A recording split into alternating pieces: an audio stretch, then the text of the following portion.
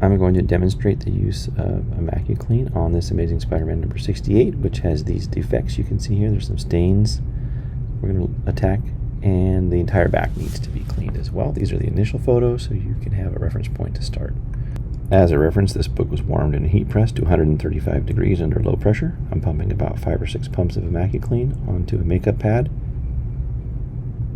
and I apply it to the book, looking at these stained areas right there, and I'm wiping across while I hold the book down so that the page doesn't wrinkle up.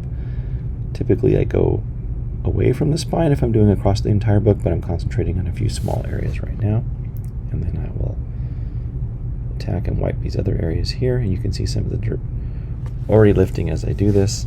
You can see some of the dirt on the pad. I may have to come back and do this a couple of times after I let it soak for a little bit. In this case, I'm only doing one application. I'm going to revisit my original stain here a few moments later, and you'll see me do some more wiping, and you can see the stain start to lift right away as I apply the Immacuclean to this cover. Works on the top as well. After a few more wipes and some white areas where I see some dirt, we will let this dry to the touch and then flip the book over and apply Immacuclean to the back. You can see some of the dirt I've removed here.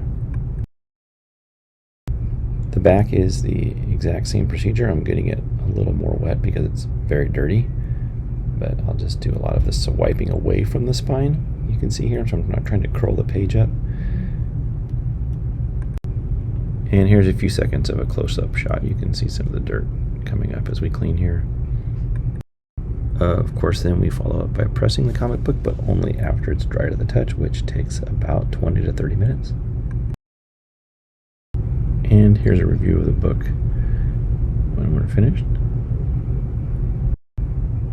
This is an overview of the front of the book, you can see. And we'll show the reverse in a moment. And then we'll follow up with some close-up still photos of before and after so you can review